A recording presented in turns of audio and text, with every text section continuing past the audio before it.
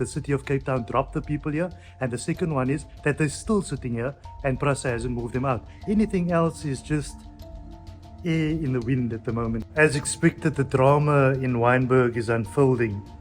If it's not PRASA saying one thing, then the city is saying something else.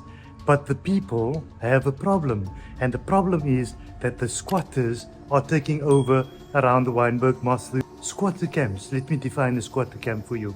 A squatter is anybody that occupies any land unlawfully. And what I'm hearing is the city of Cape Town dropped them here. In 2020, the city of Cape Town bussed these individuals into Wynberg. There was about 3 buses, and they were eyewitnesses to that. In addition to that, the Maker member for health has admitted to that scenario, as well as our SAPS Colonel Klainsmith at Wynberg SAPS office. They then found their way from the buses in Ottery Road, where they were dropped, to the hill, where we know all the PRASA land is basically dysfunctional, and there they settled. Obviously, from that time onwards, I've been communicating with the relevant officials in PRASA, as well as the city of Cape Town with regards to this issue. And the issue has gotten worse and worse and worse. The demographics next door, if I might call it that, has changed in that most of the residents, if I want to call it that, are basically has got criminal records, and that has been verified by SAPS as well as the councillor. At the moment, I have engaged continuously with PRASA, PRASA Chris CEO as well as the city of Cape Town. It was the city that moved them here. And you say you have eyewitnesses for that. But we can come back to that again. I think for now, there's damage to the mosque. Door handles are disappearing, as I can see behind me, and a lot of things are going on. And then obviously, there's been a hell of a stench in the air. Our handles, our brass handles that were here since I was attending this mosque from the age of 5 or 6 has been stolen. So that's a period of 4 decades and so forth that I'm aware that it's here. And obviously before that, that has been stolen. Shoes are continuously being stolen. The stench in the air. We've got continuous car break-ins in the area, etc.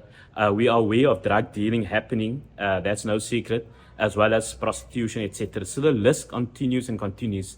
And we as a community, as well as a congregation here, has reached the end of our tether as far as this is concerned.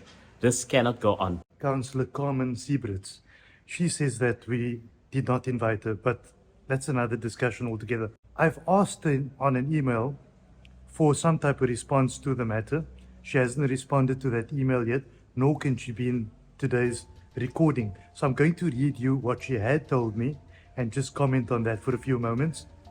She says that I'm the councillor in the area, you visited, perhaps it would have been wise to invite me, okay, and we can move on and on and on.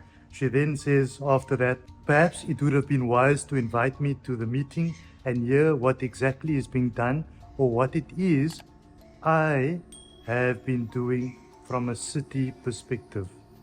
So Councillor Siebrits here is saying that she has been doing something, so we're going to revisit her to find out exactly what she's been doing, because as you heard, this problem's been going on for 3 years and we see no action at this point, but we'll check from that point of view. Then she goes on further to say some of the facts are distorted. I would disagree with that. There were only 2 facts that we're looking at that are of material interest here. The one is that the city of Cape Town dropped the people here, and the second one is that they're still sitting here and PRASA hasn't moved them out. Anything else is just air in the wind at the moment, and it's quite windy outside. And then she says here, it's quite unfortunate that the situation has been exploited for political gain. I don't think it was election time a couple of months ago. I've been copied into email on this issue for ages, more than a year ago. There were no elections at the time. The fact that it's rocking up at election time means that we need some movement, Carmen and everybody else, and perhaps you'd gain from that from an election perspective. All we want is for PRASA or the city to make sure that this problem gets removed ASAP, because we've been struggling for about 3 years to get it done with no results. Things are not happening. I have a suggestion to everybody. I think that perhaps a protest needs to start. The community needs to come out, take the bull by the horns, make a hell of a scene about it. The rest of the media needs to be engaged. But there's another option, and that is that you guys perhaps get a bus together and some trucks and move them to Sea Point at the sunglasses.